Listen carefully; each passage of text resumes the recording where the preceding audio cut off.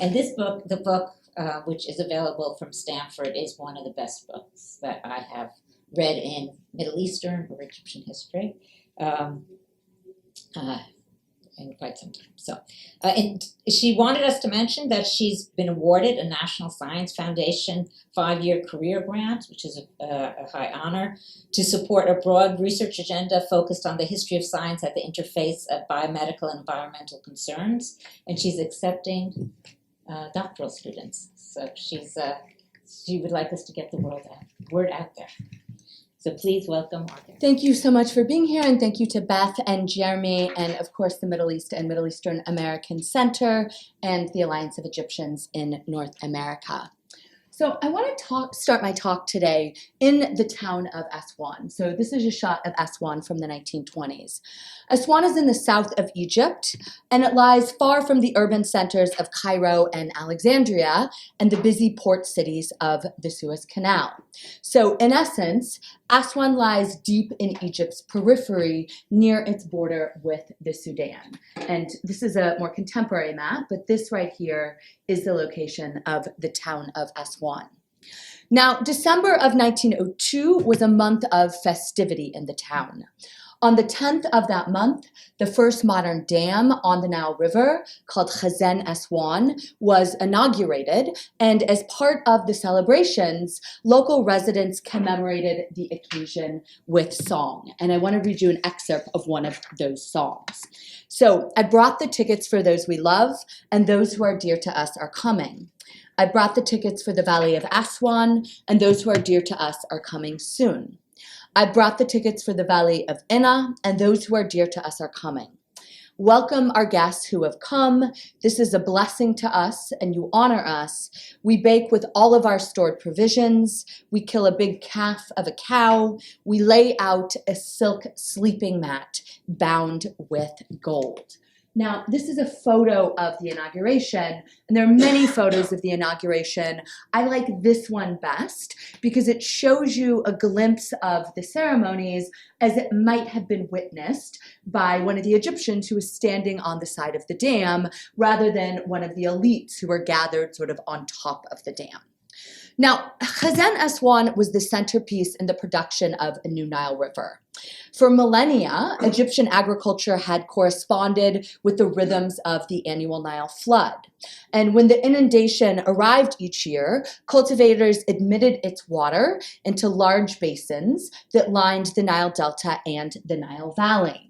After these waters had soaked and fertilized the soil, they were evacuated and crops were planted in these basins. So here's an image of a basin, not probably in Egypt, but it'll give you a sense of the kind of flooding that was present when basins were flooded. Here's another shot, this one actually was taken in Egypt, of a basin that is full, its soils being soaked during the annual flood. Now, in the second decade of the 19th century, the built space of the Nile River and the agriculture that it supported began a process of transformation. The product of this process was an entity that I refer to as the perennial Nile River. This was an entity that was defined by the construction of barrages and the dam with which I began, as well as the excavation of extensive networks of irrigation canals that replaced basins in the fields that lined the Nile River. So here's a shot of one of those canals. Now, the perennial Nile River was also defined by the presence of new irrigation regimes, and specifically those of perennial irrigation.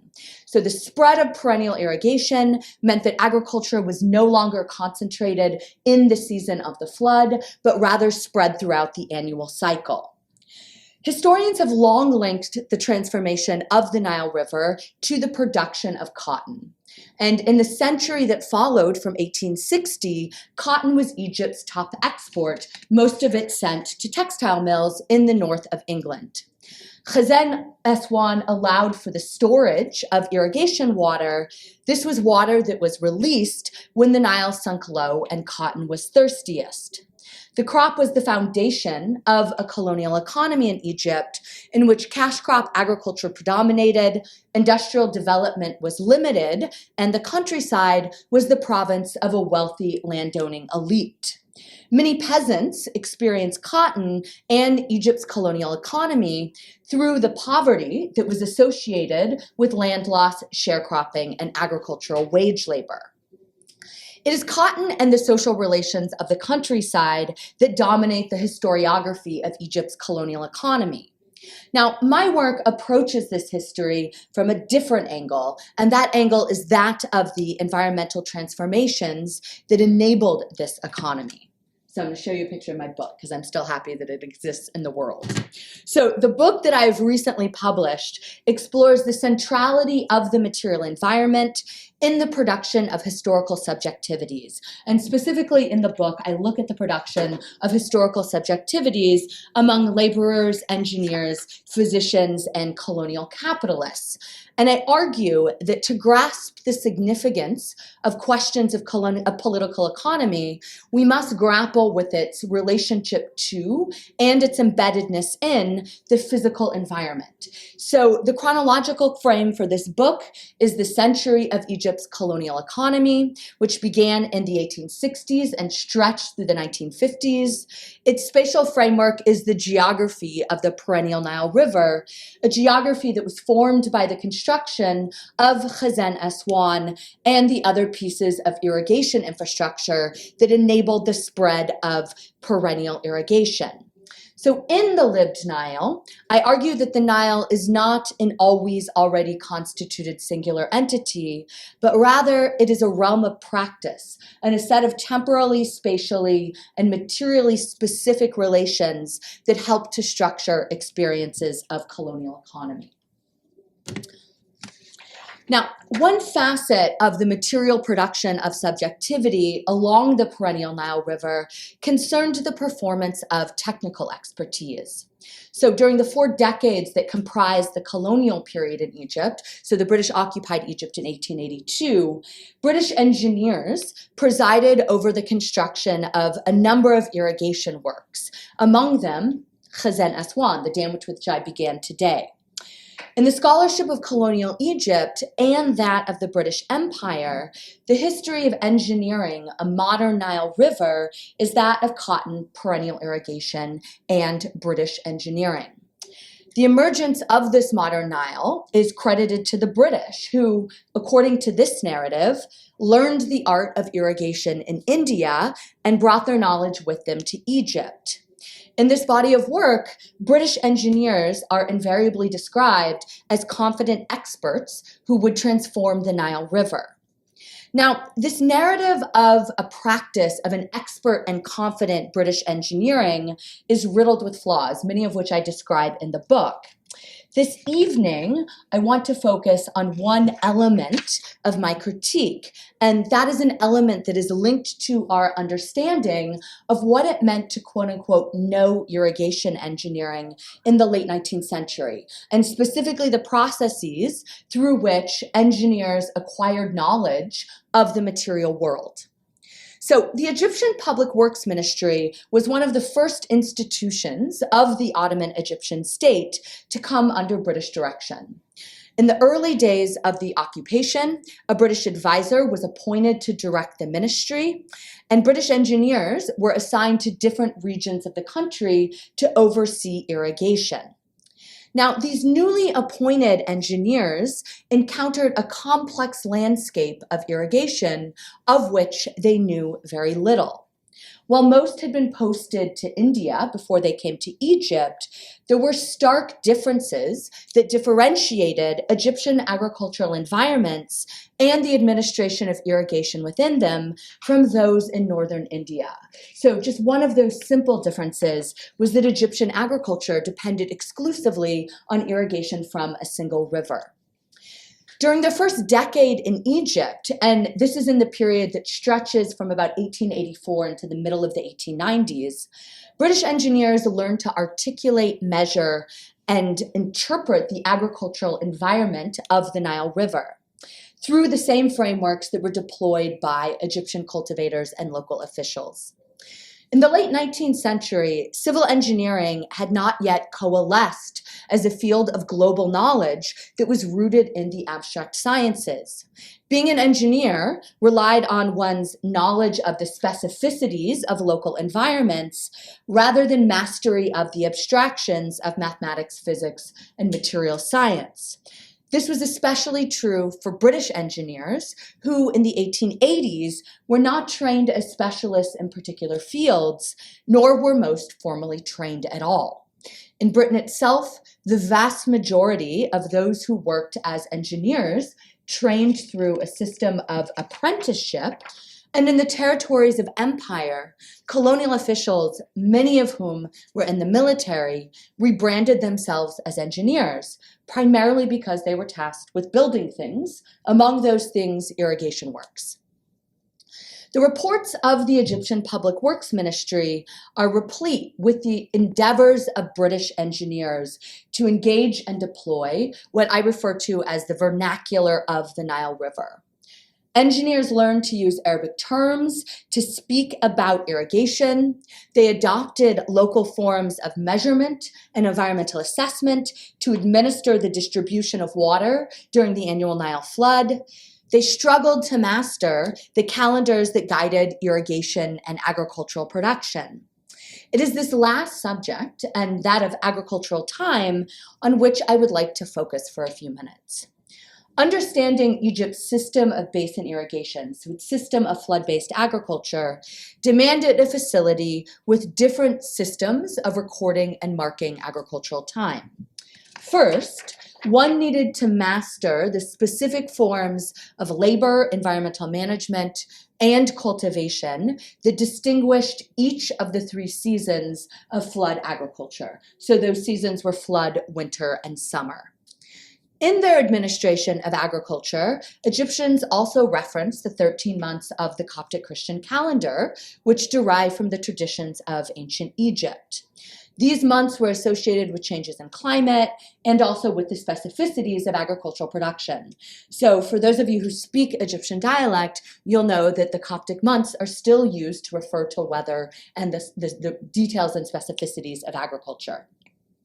Finally, cultivators and local officials paired Coptic months with the lunar year of the Islamic calendar. Mastering these different calendars and their material linkages to the agricultural landscape was a process that was both complex and also extremely localized. In 1898, the Public Works Ministry sent William Wilcox south to investigate troubles with the system of basin irrigation that prevailed in the region. Wilcox was the most prominent of the British irrigation engineers who were appointed to Egypt. He had arrived in the country in 1884 to direct its most vital irrigation district, which was located in the Nile Delta, where Egyptian cotton production was located. Wilcox would remain enmeshed in Egypt's irrigation systems and their politics for the next 4 decades. So he had a very colorful career in Egypt. Now, I want to read a small excerpt of Wilcox's report from his mission to the south to show you his endeavor to grapple with these local practices of agricultural time. So Wilcox says in this report, water should not be permitted to enter any basin before the 1st of Misra, so one of the Coptic months, which is the 6th of August.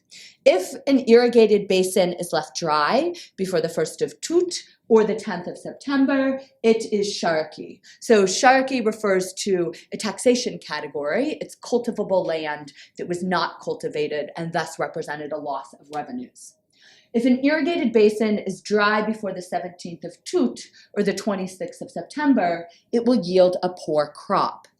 Now, when one reads the reports of the Egyptian Public Works Ministry during the occupation with a critical eye, the processes through which British irrigation engineers learned Egyptian irrigation by interacting with local officials and cultivators on the one hand, and on the other hand with the material environment itself, are plain as day.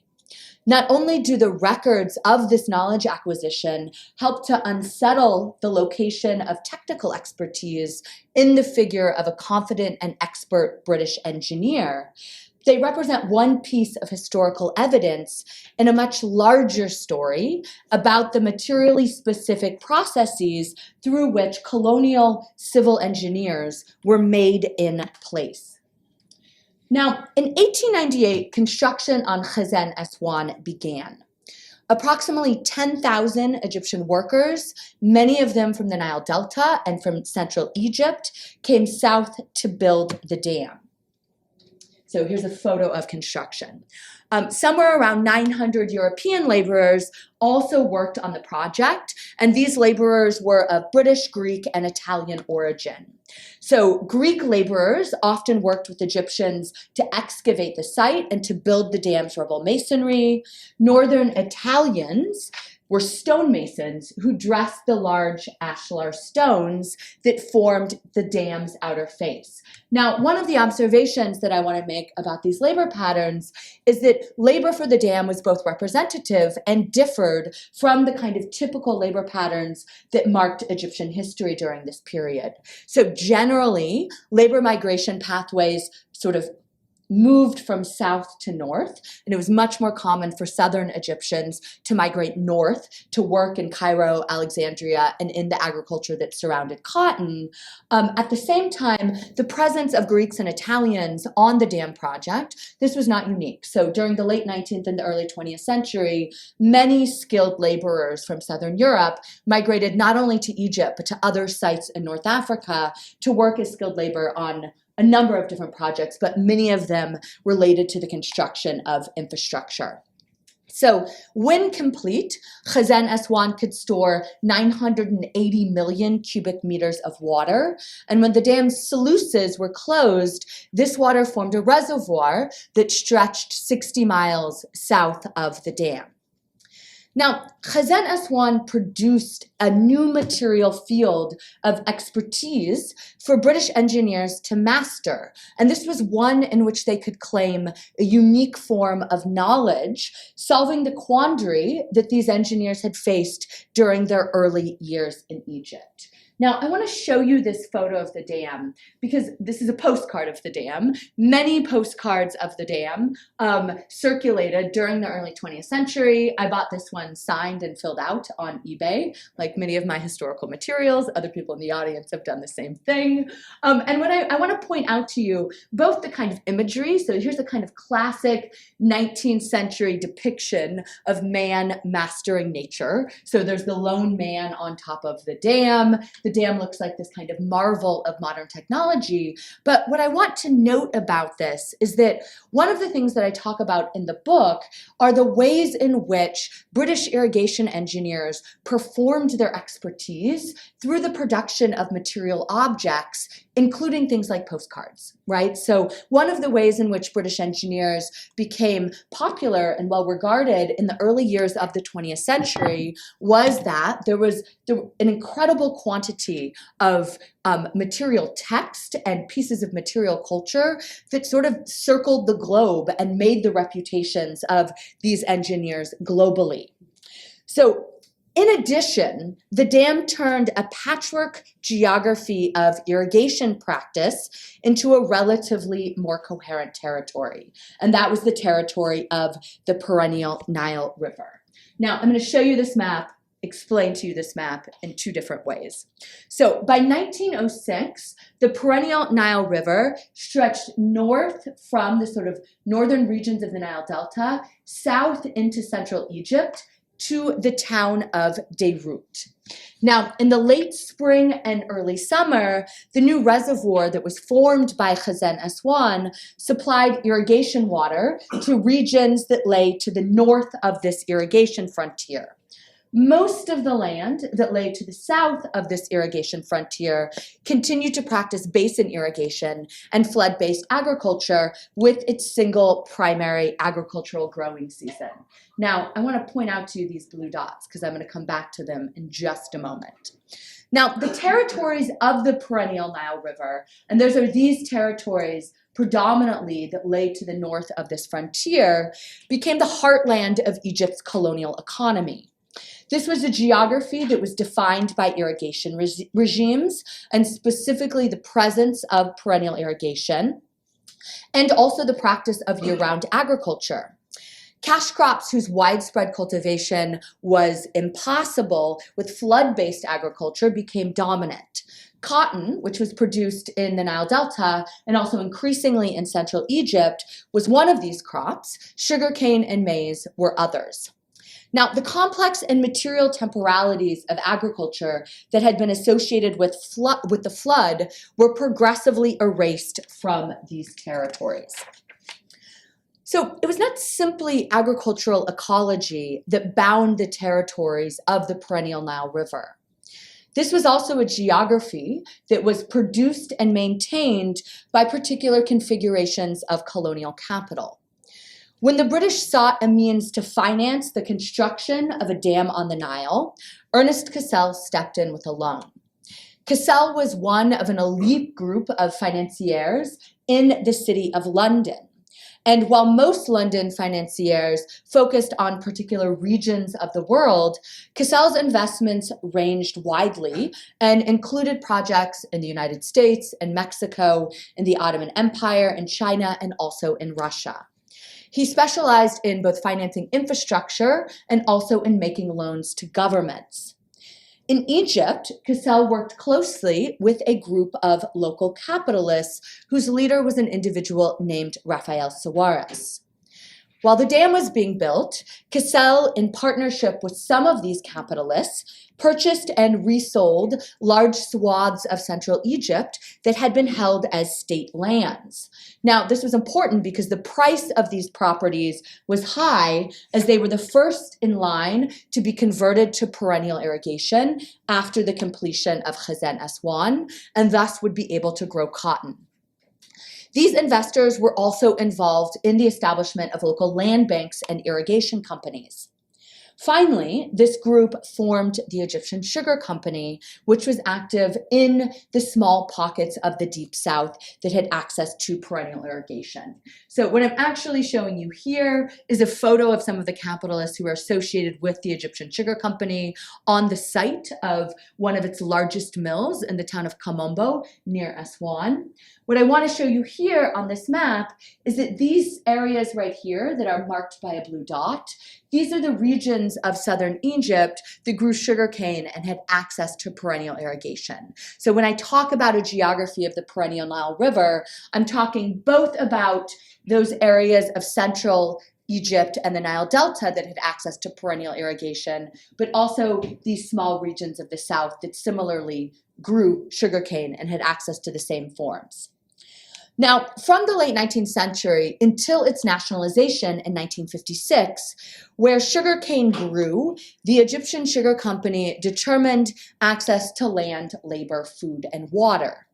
The towns of Nega Hammadi and Kamombo, these were the sites of Egypt's largest sugar mills, and these were also company towns. So Nega Hammadi is right here, this first blue dot. Kamombo is right here, this most southern blue dot. Now, when I talk about the fact that these places were company towns, I'm intentionally using this to talk about the same language that we would use to refer to a company like United Fruit, okay? So these were towns in which the sugar company controlled access to irrigation water, controlled the price of food that was sold in the grocery stores, also controlled the rates that were paid for agricultural labor. Now, when opposition flared among the local population in these regions, agents of the Egyptian Sugar Company became the targets of labor actions, of protests, and also of anonymous assassinations. So one of the issues that I talk about at length in my book are these anonymous assassinations that target sugar company personnel, which begin in the late 19th century and stretch through at least the first 4 decades of the 20th century. Now, the turbulence that marked resistance in the South was in large part the result of the forms of violence, explicit, structural, and slow, that its inhabitants endured and that helped to shape the conditions of sugarcane production. So usually, those who grew sugarcane also labored in mills after harvest. Cane is a difficult and a painful crop to cultivate. Work in sugarcane mills is hot and tortuous. So if we're thinking about this from a kind of world historical vantage point, it's not a coincidence that oftentimes slavery was associated and used in regions that grew sugarcane. Now, the arduous labor of cultivation and also work in the mills was made more severe by the forms of explicit violence that supervisors deployed against laborers, and that was commonplace in the mills that were owned by the company. The historiography of 19th and 20th century Egypt contains rich descriptions of the plights of rural populations, among them conscription, forced labor, land loss, and poverty. These were policies that fell first and hardest in Egypt's south, and it's important to remember this kind of constellation of factors in thinking about the geographies of sugarcane production.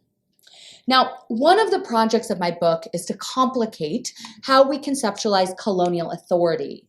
In this case, by arguing that it was environmentally rooted, geographically specific, and also entangled with networks of capital. Authority was not the sole province of the agents of the British occupied state, nor of the interwar Egyptian regime that replaced it. Rather, it existed as an assemblage whose form was linked to the environment of the perennial Nile and the social relations of colonial economy. In the regions of the south that grew sugarcane, the presence of the state was sparse. And I should say that in general, the presence of the state was sparse in Egypt's south. However, in those regions who grew sugarcane, the Egyptian Sugar Company played the role of state proxy, its authority made manifest through the material conditions of agriculture. Now, the historiography of Egypt overwhelmingly focuses on its north. And one of the projects of my work is to break down this deeply entrenched regional bias by thinking the production of geographies both critically but also specifically. While the bulk of the territories that comprise the perennial Nile River were situated in the Nile Delta and in central Egypt, the pockets of the Deep South that were controlled by the Egyptian Sugar Company also belonged to this formation. This history allowing us to see how the remaking of the Nile River helped to generate new and situated practices of both authority and resistance. As with the assemblages that constituted colonial authority, the relations that comprised the material environment also consisted of many moving pieces. Perennial irrigation produced a changed relationship between the Nile River and the fields that lined its banks. A common set of ecological changes marked these territories. Under basin irrigation, floodwaters had deposited their silt, which was a natural fertilizer, on fields. They had also washed soils, preventing the accumulation of salts and minerals that might stunt the growth of crops. During the dry season that followed harvest, soil had dried and cracked in the sun, which had aerated it and broken apart colloids, releasing nutrients and moisture. With the introduction of perennial irrigation, the flood no longer rinsed fields that were planted with summer crops. Salts and minerals accumulated, leaving soils increasingly saline. Year-round agricultural production meant that soil was no longer left to dry and consequently did not aerate. And also, as the subsoil water table rose, the earth became waterlogged. Perennial irrigation also meant an increased demand for artificial fertilizers. Cotton leached nutrients from the soil, and floodwaters no longer deposited their silt. And what this meant is that by the 1930s, Egyptian agriculture consumed a larger portion of artificial fertilizers per area of cultivated land than any other region of the world. Human bodies were also entangled in the ecologies of perennial irrigation. Now, from the vantage point of historical narrative, the process of engineering the Nile is usually described as a set of finished acts. So what I mean by that is we use language like the dam was constructed, perennial irrigation spread, to describe this transformation of the river. Now, what I want to argue today is that the process of transforming the Nile and also of maintaining this transformation was one of near constant human labor. Human hands dug the irrigation canals that proliferated throughout the countryside. These same hands cleared them of sediment each winter. Similarly, the practice of agriculture itself was that of human work. And as perennial irrigation enabled year-round production, so did labor begin to stretch the length of the annual cycle. A year-round agricultural calendar also demanded that cultivators spend more time engaged in the act of irrigation. The 2 and sometimes 3 crops that were produced each year needed watering, which depended on the work that cultivators did, lifting water from irrigation canals into fields. These tasks were accomplished with the help of implements that included animal-powered water wheels and also steam-powered irrigation pumps. However, the cheapness and availability of agricultural labor meant that much of the work of irrigation was performed manually. Many cultivators irrigated with the aid of a device named the shadoof, which is pictured here. A shadoof consisted of a basket or a bucket attached to the end of a wooden crossbar, which was fitted with a counterbalancing weight and balanced on 2 vertical supports planted in the soil a meter apart. Now, work on the shadoof took a toll. Men spent the length of the day in the summer sun, whipped by wind and soaked by the water that fell as they repeatedly raised and lowered the instrument. The lever of the shadoof scarred their hands, and I want to read to you from a couple of folk songs talking about this process of scarring. So one folk song lamented, "My wound has gangrene. It is rejected ointment. My wound from the water hardens on me." A poor man's tool, the shadoof and the bodily transformations that it wrought were dreaded, and another folk song exclaimed, "The stock of the shadoof made us wood and leather. The stock is disgraceful. It makes the old cry." Now, with the spread of perennial irrigation, use of the tambour, or the Archimedean screw, which consisted of a screw-shaped implement encased in a long cylinder that laborers used to pump water into irrigation canals, this tool became increasingly common. And while its operation caused less pain than that of the shadoof, use of the tambour, importantly, meant more contact with the water that filled irrigation canals. Now, the environmental context that was associated with irrigation labor helped to fuel an epidemic of environmental disease in the Egyptian countryside.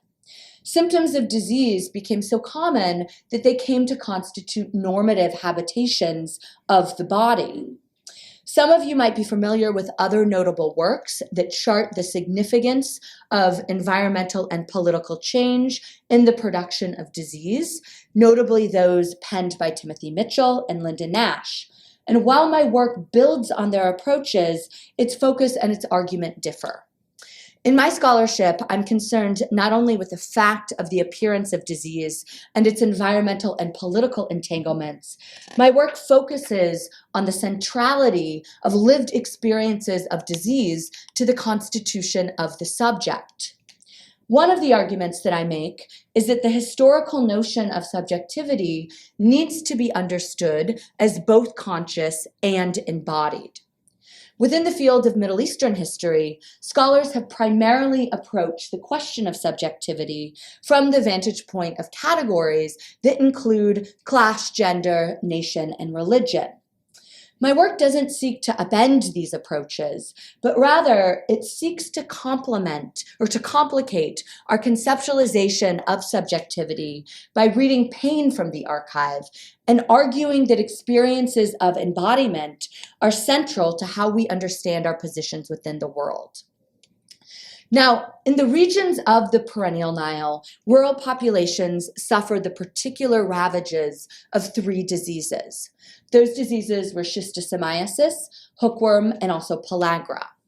Pellagra affected rural populations broadly, and schistosomiasis and hookworm affected populations broadly, but affected laborers in particular. I'll begin by describing schistosomiasis.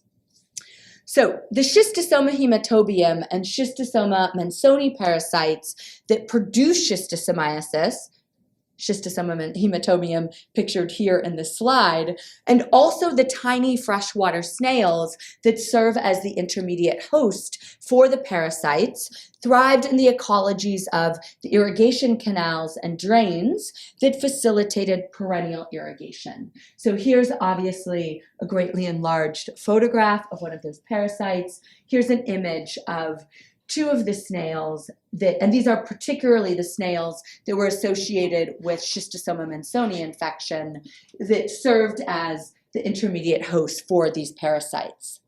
Now, in rural villages that depended on the Nile for their water, canals became centers of village life. Approaching the Nile could be treacherous, and this was especially true when the Nile ran high and fast during flood. At the turn of the 19th century, when Egyptian villages lacked running water, canals became the site of a whole host of activities.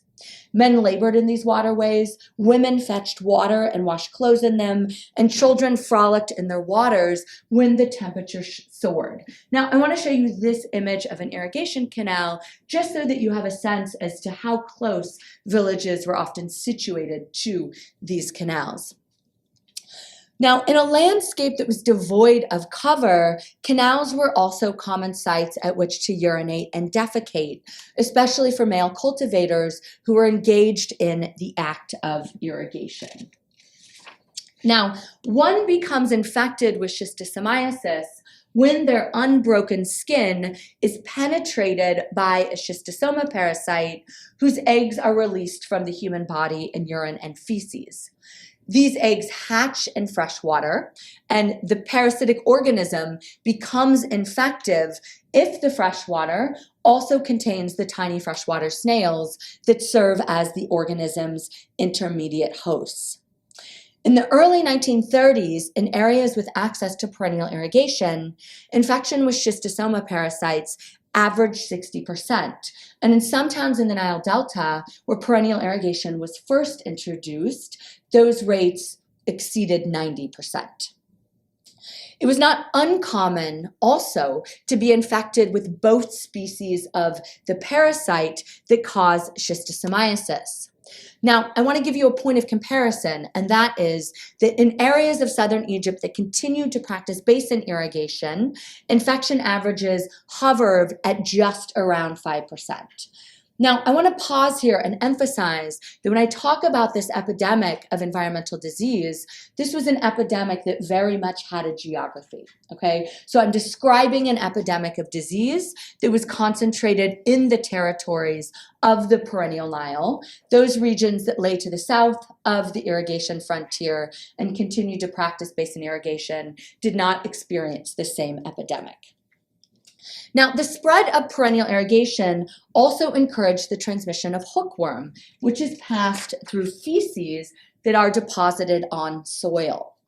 Now, with the introduction of perennial irrigation, the earth no longer dried following the harvest of crops, and thus became a more suitable habitat for the hookworm parasites that lived in soil while they waited to infect human bodies.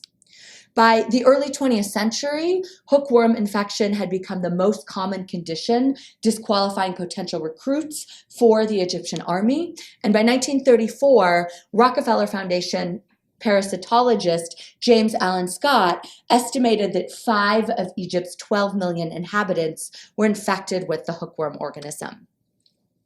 Finally, as perennial irrigation spread, so did the cultivation of maize, which could be grown in roughly the same season as cotton. Now, maize is famously a staple of the impoverished, and in Egypt, this group included the peasants who labored over colonial economy. In Egypt, maize was eaten green, it was dried, it was roasted, but it was most commonly ground and made into a bread. And while maize fed, it did so at a price. Those who relied too heavily on its consumption developed the disease pellagra, which is caused by a deficiency of tryptophan and ultimately a shortage of niacin in the body. So metabolically available niacin is central to the production of nucleic acids, which are the body's most important biomolecules, and also to the release of energy from carbohydrates, from fats, and from proteins. So in short, those who suffered pellagra were missing the basic elements that were necessary for healthy cellular function. Now, descriptions of the disease's ravages in Egypt are plentiful. Studies of pellagra are more difficult to come by than those of hookworm and schistosomiasis, and I can talk about why a bit in the discussion. But one of these studies, which was performed in 1902 in the province of Gharbeya in the Nile Delta, revealed that among 315 Egyptian men, 36% exhibited the visible symptoms of pellagra. Now, one of the comments that I want to make here is that with respect to all of these diseases, there are plentiful photos that were taken of patients in hospitals suffering the symptoms of these diseases. I don't have these photos in my book, and I don't show them in talks because I feel that the conditions under which they were taken and produced were at best coercive, at worst and at most likely deeply, deeply problematic as a result of questions of consent. Now, the prevalence of disease along the perennial Nile produced new normative habitations of the human body. While each of the diseases that I have described produces its own set of symptoms, cultivators most often suffered from more than one of these diseases. They also suffered particularly severe manifestations of disease.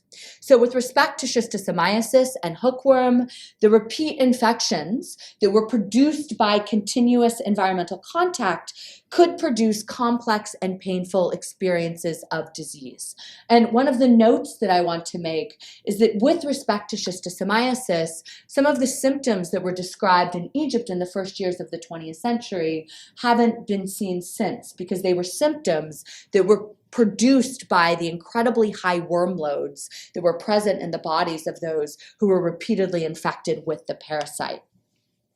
Now, to inhabit a rural body in the period of Egypt's colonial economy, and especially a laboring body, included various combinations of the following experiences: fatigue, fever, aching, cough, diarrhea, blood in the urine, cancer of the bladder, high blood pressure through the liver, an enlarged spleen, the buildup of fluid in the abdomen, swollen areas in the esophagus and digestive tract that often ruptured and bled, weight loss, abdominal pain, severe anemia, stunted growth, difficulty concentrating, a quote-unquote gnawing, throbbing pain in the epigastrium, flatulence, constipation, impotence, fluid retention in various regions of the body, a photosensitive rash that appeared in spring, vomiting, and disorders of the nervous system that cause memory loss, depression, and eventually dementia. Now, I wanted to put these symptoms up and show you these symptoms as a group of symptoms, because to separate them by particular diseases would be to obscure the fact that many, many inhabitants of Egypt's countryside suffered from more than one of these diseases and suffered various combinations of these symptoms. The other note that I want to make is that, especially with respect to pellagra, one of the historical pieces of evidence that we have concerning pellagra, or the appearance of pellagra, is that in Egypt's first psychiatric hospital at Abbassiya in Cairo, many of the patients that came to this hospital were suffering from the advanced stages of pellagra, which is the disease that causes memory loss, depression, and eventually dementia. Now, these symptoms were so common that those who labored over agriculture did not always associate them with the presence of disease. So, for example, the blood in the urine that marks schistosomiasis, for example, was understood as a form of male menstruation. So this made a lot of sense, because in a lot of agricultural communities, men would begin to work and do the labor of irrigation in their teenage years. It was during this act that they would develop blood in the urine. So it was interpreted as a sign of virility and a coming of age in many respects. Now, during the interwar period, the pain of disease was complemented by that of treatment for schistosomiasis. By the early 1940s, nearly 500,000 Egyptians passed through treatment centers each year to undergo a painful month-long series of injections, the effects of which were usually erased with their return to rural life. Now, in the last chapter of the Live Nile, I discussed these treatment programs at length, as well as the interventions of the Rockefeller Foundation in Egypt. Now, I'm going to close here, but I want to close with the hope that I've offered you enough of a taste of the material and arguments that comprise my recent work. So in Egypt's colonial economy, the Nile helped to shape the content and the performance of technocratic knowledge. Authority took root and became tangible through the practices of perennial agriculture. The bodies of those who inhabited rural communities were transformed through the environmental intimacies that constituted their daily lives. Now, I want to make a strong argument that the histories of political economy are also environmental histories, and environmental histories, bodily histories. So this was true with respect to Egypt's colonial economy. I would argue that it remains just as true in the contemporary moment. So thank you so much for your time and your patience today, and I'd now like to open the floor for discussion.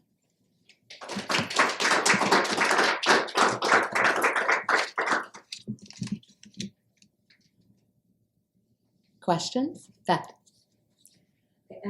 I wanted to follow up with two questions, so I'll take them one at a time. First one is you hinted at, or you suggested that pellagra was understudied compared to the other diseases. Yeah. So can you expand on that and why that was? Yeah, absolutely. So what happens in the 1930s is that we end up with fairly good surveys of both hookworm and schistosomiasis because a couple of Rockefeller Foundation parasitologists perform these extensive nationwide studies of both of those diseases, which are relatively easy to test for because you're looking for the presence of parasitic eggs in a urine sample or a feces sample. So those were samples that were taken from many of the towns and villages that existed both in the north of Egypt and in the south of Egypt. Those were also samples that were taken from hospitals. Because pellagra was not caused by a parasite, right? So, and also appeared sort of gradually, depending on the severity of symptoms, there didn't exist a definitive test for it in the same way. And so what we see oftentimes is that, so there are two symptoms of pellagra that become especially noted in the early 20th century. One of those is a photosensitive rash, which many Egyptian farmers developed kind of like a necklace along their neck, along the line of their galabeya, and it would appear when they were laboring in fields during spring and summer. Another, as I said, was the severe cases of pellagra were marked by severe psychiatric issues. And so usually what happens is people are observing presence of the disease by these more severe manifestations. But because it's not a parasite, and also because it's not understood tremendously well during this period, there's no easy way of testing for pellagra as with the other infections. Yes. You mentioned about the sugarcane industry in Yeah. Egypt at that time. How do you see it compared nowadays? I mean, it was in the period you mentioned, it was very fundamental in the economy. Yeah. But now probably went down or... Yeah, so that's a really interesting question. So I need to say at the outset that I'm not qualified to talk about modern sugarcane production in Egypt. But one of the things that I will say is sugarcane's an interesting crop in Egyptian history because it's always kind of embattled. Right, so initially sugarcane production begins in central Egypt. It ends up spreading south because it's pushed out of central Egypt by cotton production, which is in general a more profitable crop for cultivators, but it also grows better in sort of the more southern hotter regions of Egypt. That said, the Egyptian Sugar Company was oftentimes in a kind of state of financial crisis. It continued to exist. It had great support from the colonial capitalists who were powerful in Egypt during this period, but in some ways it's never terribly profitable when we compare it to cotton production. It does, obviously, the company is nationalized in 1956 by the state, and just, I would say, anecdotally from conversations that I've had and from some trips that I took to Asyut and other parts of the Said, it seems that this kind of company town model, especially in the areas around Kamombo and Naga Hamedi, persisted sort of throughout at least the first years of the Nasserist period, if not beyond. Yes? Since the British were involved in irrigation in India, was there any disease experience that they did or did not learn from when they arrived in Egypt? Not yet. Okay, so certainly there were diseases that were associated with colonial economy in other regions of the world, India among them.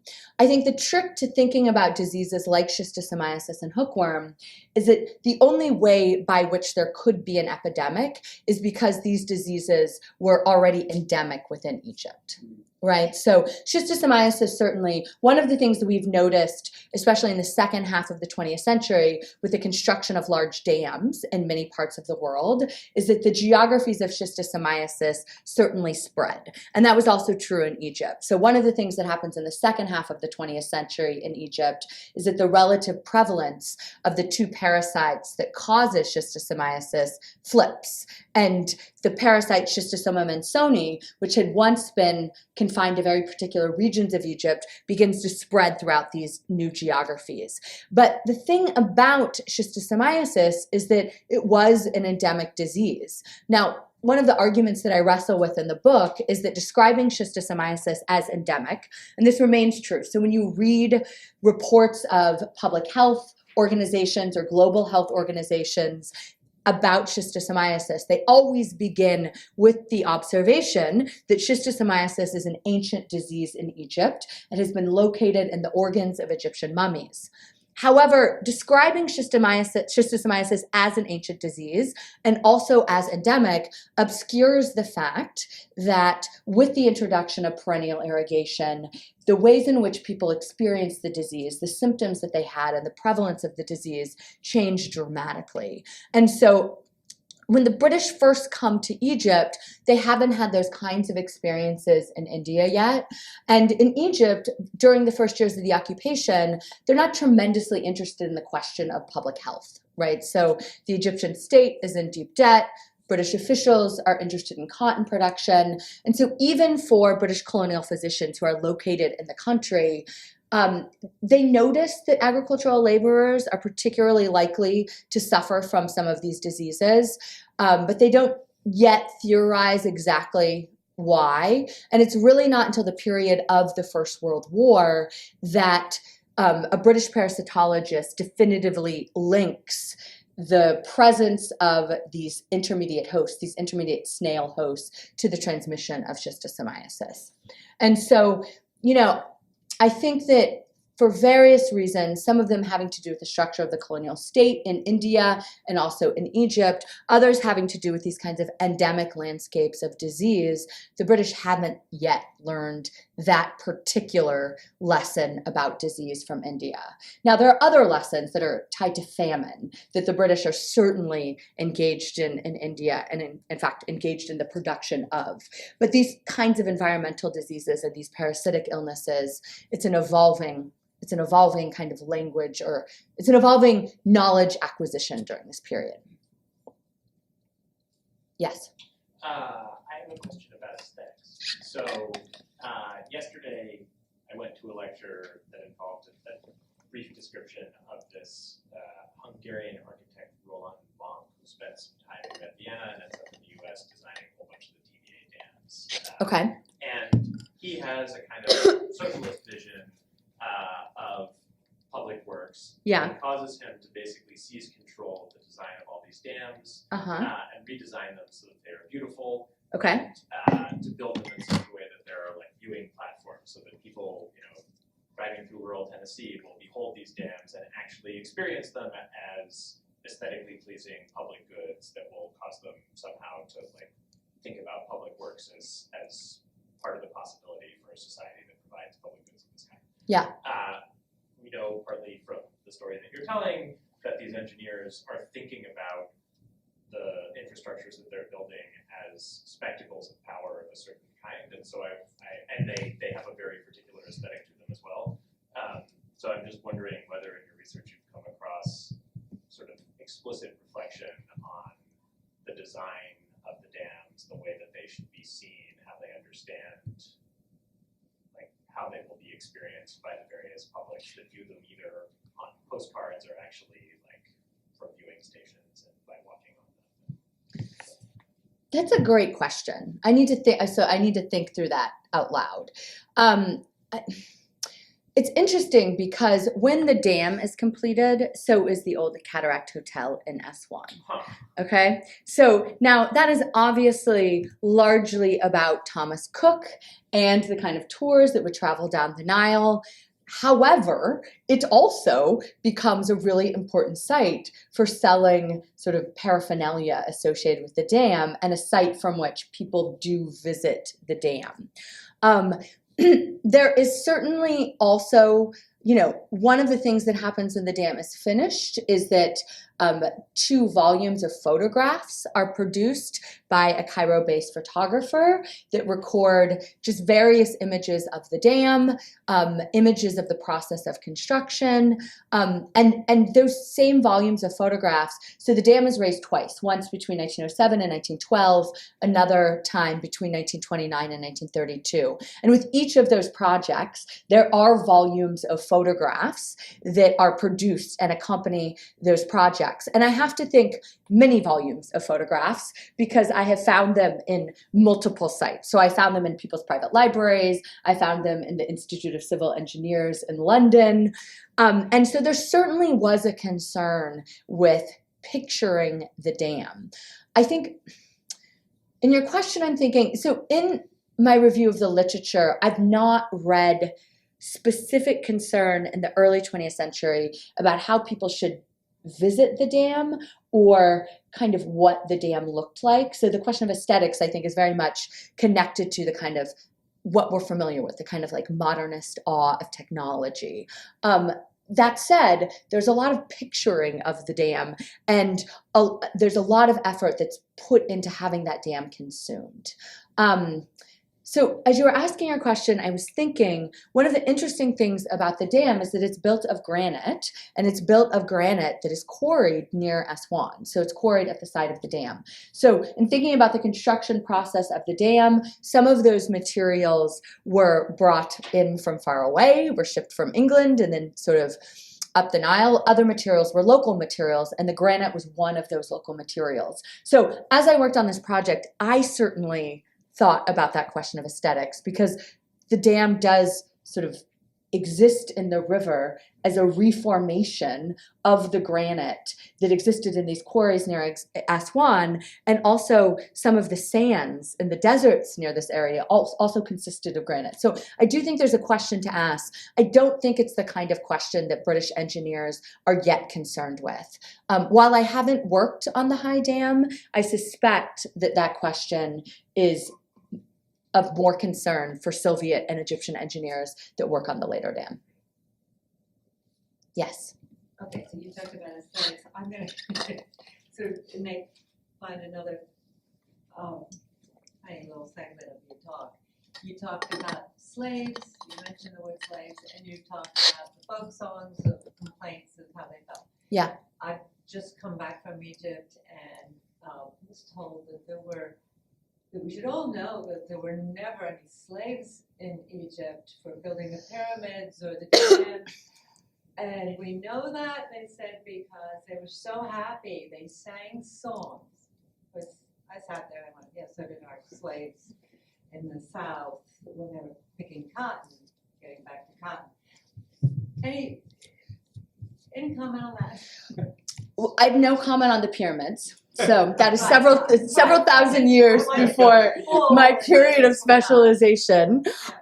Yeah, I'll make a few comments about slavery. So it's tricky to talk about the institutions of slavery in the Middle East because I feel like especially in especially in an American context, the tendency is to think about Middle Eastern slavery in the same terms as we think about New World slavery, which it was very, very different. So especially in Egypt, until the early 19th century, much of the slavery that existed in the form of kind of domestic service or household labor. It was also possible for slaves to be quite wealthy and elite. So all of those images that we have of New World slavery don't really describe the historical framework of slavery in Egypt. That said, beginning in the early 19th century, after Egypt occupies the Sudan under the Egyptian Ottoman governor Mehmed Ali, one of the things that we see, especially on sugar plantations and in sites in the South, is that there are a relatively small number of agricultural slaves that work those fields in conjunction with wage laborers and also with sharecroppers. So I would say it's not accurate to say that there was no agricultural slavery in Egypt, but its numbers were its numbers do not compare to what we talk about when we talk about New World slavery. And in general, the history of slavery in the Middle East is a really, really different history than that existed in the New World. So that's one comment. Another comment that I would make is that certainly there are, deeply historical practices of forced labor that existed in Egypt. So forced labor was not slavery. Forced labor was a labor tax that peasants owed to the state every year. And during the 19th century, that labor tax became more dangerous, more arduous, required more time. So typically what happens before the 19th century is that in agricultural regions of Egypt, peasants usually do their kind of labor tax in the regions around which they themselves grow and produce in agriculture. And so the labor tax, while a practice of forced labor, also helped to benefit their own agricultural production. That changes in the 19th century pretty dramatically in the first half of the century. But I do want to say that the dam was not built with forced labor. So the dam was built with wage labor. That's sometimes a tricky issue because in the late 19th and early 20th century, as forced labor becomes less prominent in Egypt and a shift to wage labor happens, oftentimes that wage labor is organized in labor gangs that are headed by what's known as a labor sheikh. And sometimes sheikhs did not deliver wages to the laborers under their charge. But I think it's important to be historically specific. Did that answer your question? Yeah. Okay. Because I could have talked for about 4 hours about that. The songs, do you have any? Oh, the songs.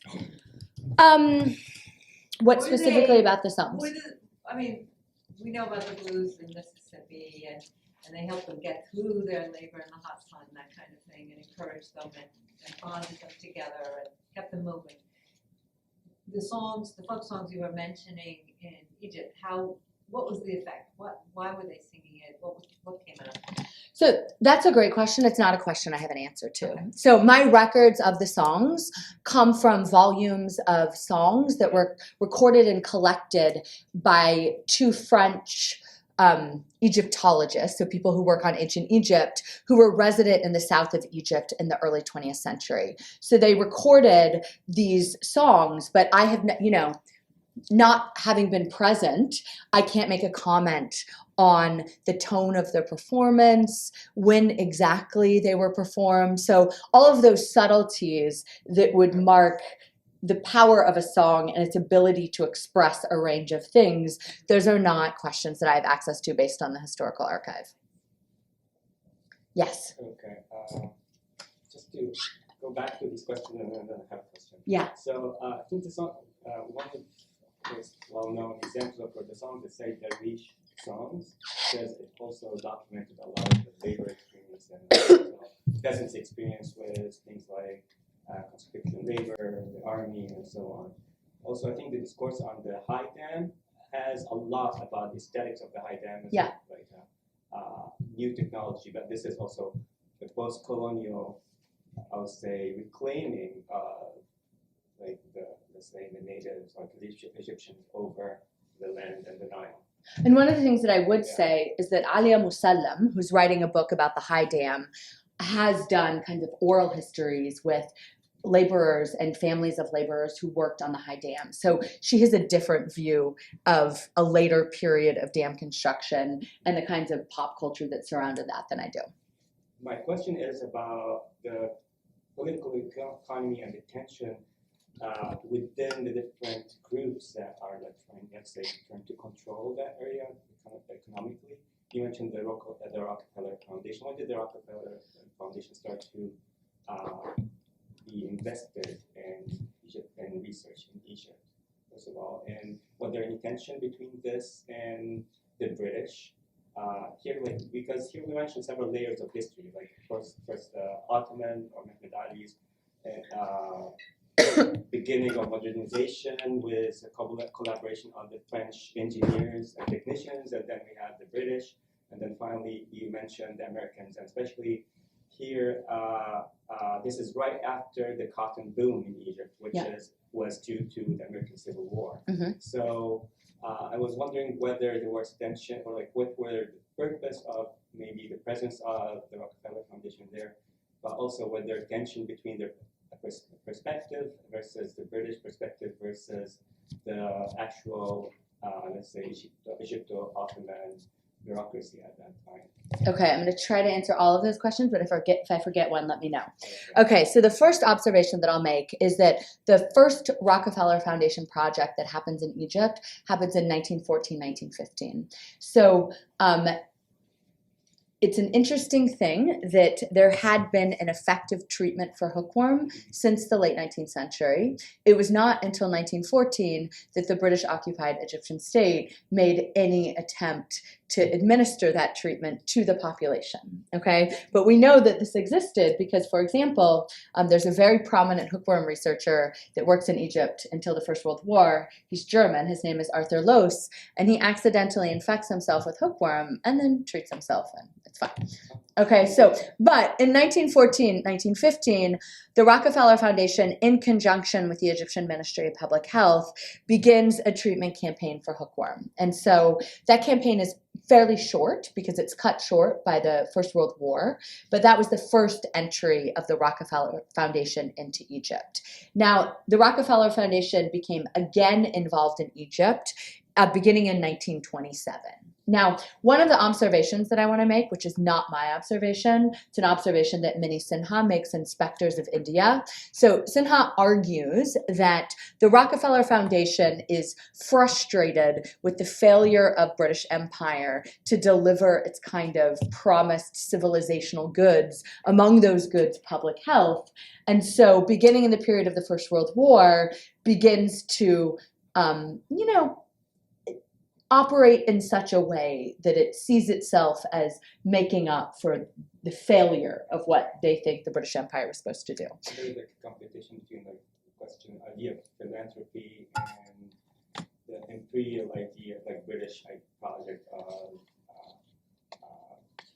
imperialism at that time. Well, it's tricky because in Egypt specifically, the Rockefeller Foundation is present in its strongest form in the late 1920s and the 1930s, which is the interwar period. So Egypt has this quasi-independent state, and there are many kinds of discussions that could be had about the presence of Egypt during this period. But from the vantage point of public health, the Egyptian Ministry of Public Health very much operated in a way that was independent. Okay, so, but the other comment that I wanted to make, so the Rockefeller Foundation runs this decade-long sanitation experiment in Egypt beginning in the late 1920s and stretching through the 1930s. And this is a sanitation experiment that seeks to see if the construction of latrines will reduce the prevalence of parasitic disease, right? So the idea is that parasites are spreading in Egyptian villages because there aren't latrines. Now, the Rockefeller Foundation had a history of doing this. And in fact, there was a particular form of borehole latrine that was called the Rockefeller latrine. Okay. And in part, their work in Egypt derived from their experiences in the American South, because the American South also had a real problem with hookworm. So there was a connection. So as the Rockefeller Foundation begins to succeed in the American South, their international ventures expand. Now, we don't want to view the Rockefeller Foundation's public health endeavors as benevolent, okay? In the sense that, so there is a important body of work about their interventions in the Caribbean, during which Rockefeller Foundation scientists attempted to kill people in the Caribbean as part of their kind of public health interventions. In Egypt specifically, nothing like that happened. I want to say that after doing this decade-long survey, they concluded that the construction of latrines had no effect on the prevalence of parasitic disease. Okay, so it was a total failure. But during their time in Egypt, there was a real tension between scientists who were associated with the foundation and the Egyptian physicians and scientists who staffed the Egyptian Ministry of Public Health. So there was a kind of tension that will sound familiar, in which the foundation was invited to Egypt by the Egyptian government, but the physicians and scientists who were associated with the foundation acted very, very much like colonial physicians. So they often did not consult Egyptian officials at the Ministry of Public Health. There were a number of Egyptian physicians and scientists who had extensive experience, especially regarding the treatment of these diseases. The foundation would do things like they would arrive at a village that had just been surveyed for disease by the Ministry of Public Health, and the foundation would survey it again because they would determine that any survey done by the Egyptian Ministry of Public Health had no value. Okay, and so there's a real tension that happens in this period between the scientists associated with the foundation and these Egyptian physicians and scientists, and specifically between a physician named Mohammed Khalil, who is Egypt's foremost schistosomiasis and hookworm researcher, and a parasitologist associated with the foundation named Claude Barlow. But by this point in time, I want to say, during the interwar period, the British are not really involved in Egypt's interventions in public health. In fact, the British did very, very little regarding public health in Egypt, full stop, but especially with respect to these diseases. Yes, Tamara. I have two questions about the photos of patients that you mentioned. So the first one is, who was taking these photos? Yeah. Were they the medical practitioners themselves or locals? Was there a studio specialized in taking these photos? And the other question is, you raised the ethical question Yeah. of producing these photos. But for those whose object of inquiry is the photo itself, is there a way of actually talking about this photo without producing it? Yeah, okay, so I'll start at the beginning of the question. So I was not able to find information about how these photos were taken, but I can tell you a little bit about what I've observed from the photos. So the photos are usually taken in hospitals. I assume they were taken by a physician, or it could have been an Egyptian who was present in the hospital who took the photos. That's something I don't know. One of the complexities of these photos is that, especially with severe schistosomiasis infections, and especially with the symptoms that I was talking about that appear in the early 20th century and we don't see often, those symptoms included deformities and growths on the penis, vagina, and anus. Okay, so these pictures in general, medical photographs are in general compromising. These pictures are especially compromising, and they are also often taken of children.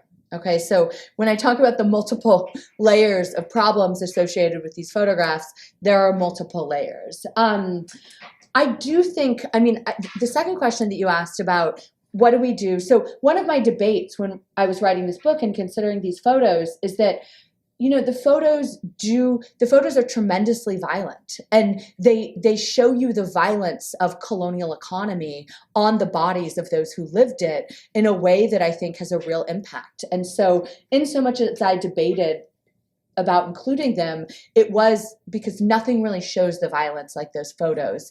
I decided not to include them, and so what I try to do instead is to use language to replace the photo.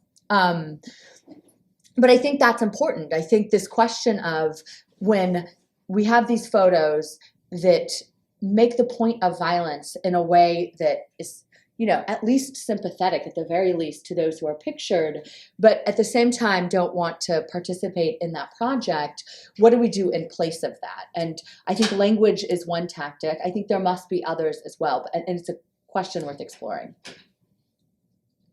Yes?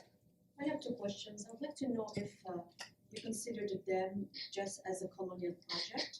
And the second question, I'd like to know if there was any awareness of the negative impacts of the dam at the ecological level. Great questions.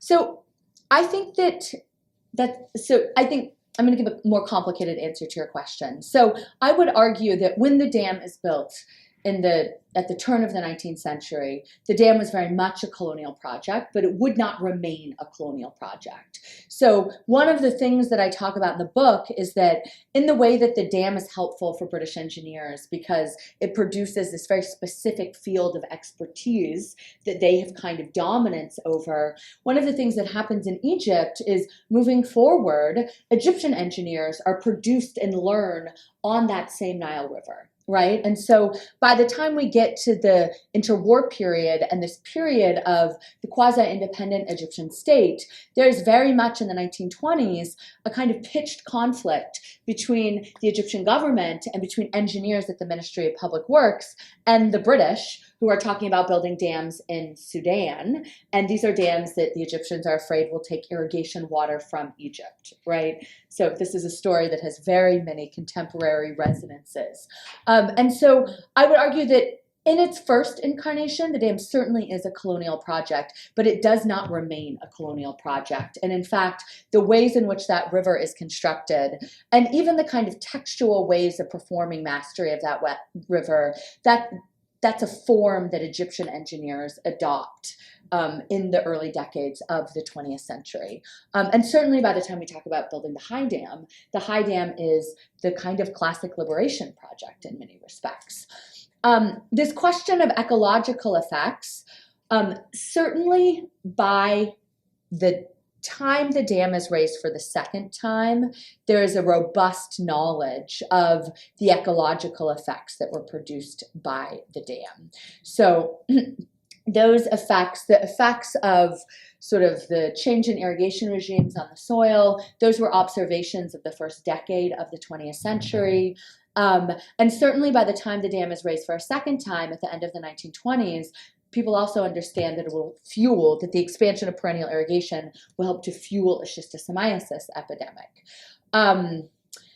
I think there are different ways to understand that. And I want to say also that when the High Dam is built, one of the things that happens when the High Dam is built is that the Egyptian Ministry of Scientific Research sponsors a huge symposium at which researchers of schistosomiasis, both Egyptian and international, gather to plan for how they will deal with the worsening of schistosomiasis that they anticipate coming after the dam is built.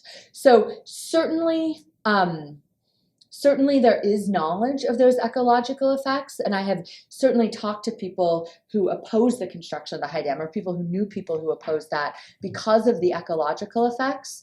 But other things were at stake, right? So the potential for Egyptians to raise the dam and demonstrate that kind of engineering expertise in a world historical moment in which that was not a possibility, because that was a field that was still dominated by colonial powers, that was powerful. By the time we get to the High Dam, the idea that there might be more electricity and irrigation water throughout Egypt, that was also powerful. But also this kind of faith in the ability of science and quote unquote development to solve for the problems that were caused by the dam, that was also quite strong.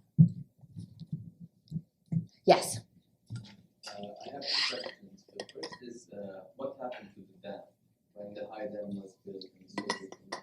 Yeah. Did they keep it? Is Yeah. it close by? The second question is about disease. So you mentioned and you demonstrated in your talk that there was this increase, or let's say an exponential increase in most of these diseases, whether they were endemic or not, to the region. But was there a connection made by the locals themselves that they are suffering now more because of the dam itself, Yeah. or the new system of irrigation, or is it difficult to tell this because of the sources, or let's say the colonial sources? Yeah, great question. So one, the dam still exists, and then if you go to S1, you can visit it. It is very much a tourist site. I had taken a picture of myself there decades ago, and I went looking for it, but I couldn't find it. But yes, the dam is still present, and it is a site of tourism. With respect to disease, this question of did peasants understand their bodies as relatively more diseased? It's a very hard question to answer. So certainly by the interwar period, there is Egyptian elites understand peasants as diseased, right? So there's an active debate in the Egyptian press about the kind of diseased peasantry and the condition of the peasantry. British colonial officials are concerned with that even earlier. And you know, it's tricky. We have sort of small indications. I feel like you're a historian of medicine. One of the problems in this field is that people don't often talk about their bodies to state archives, right? And so one is left with a very sort of interesting and in some ways sparse array of sources. I will say the following things. It seems that some symptoms were understood as particular because people from rural communities did show up at hospitals. So these terrible growths that I was talking about, we have evidence of those because people would come to hospitals seeking treatment. And so I think when disease grew particularly severe, then there was a knowledge that something was out of sorts. But I think with some of the more sort of common or less severe symptoms of disease, I talked a little bit about blood in the urine, but questions like, you know, fatigue, diarrhea, like how was one to differentiate that these were the results of disease rather than a life of poverty in the countryside, right? In which food supply was often an issue. And so I think there was some knowledge of disease, but I think some of these sort of symptoms were taken for granted and thought of as part of rural life. And also the question of treatment programs is a complicated one. So when the first treatment program for hookworm is established, peasants are beaten to force them to give themselves over to treatment. Right, so it's not like these centers opened and people are flocking these centers. And one of the reasons for that is that state medicine in Egypt was associated with processes of forced labor and conscription because that's how many people met state medicine during the 19th century. In the 20s, 30s, and 40s, with these incredibly high numbers of people attending clinics, I think some of those people showed up out of their own volition, but also large landowners were also incredibly concerned with disease because it impacted labor productivity. And, you know, in a system in which there's a dramatically unequal sort of allocation of land, large landowners had a lot of social power. And so there's reason to believe that elites oftentimes compelled the reasons that people showed up at treatment clinics. It's a hard question to answer. You know, one thing I would say is that oftentimes, so when one was treated for disease, which was difficult because it took a month for schistosomiasis, and there was a month without labor, okay? And so one of the things that we see is that attendance at treatment clinics correlates with the agricultural calendar. But then when people are asked to come back to treatment clinics to be assessed after they completed the regimen, very, very few people show up. Yes? Okay, one more question. Through your lens of public health, impacts of water quality, how would you assess the period you've just been discussing with today, water quality, public health? It's a very complicated question. I think you and I should talk after in a one-on-one way about that. And have coffee, because it will take me an hour. Okay, Yes, another day. yes, yes, but I promise. Yes. Are there any other questions? That's it. Thank you so much for your I'd time like to thank you so much. and your for patience. Thank you.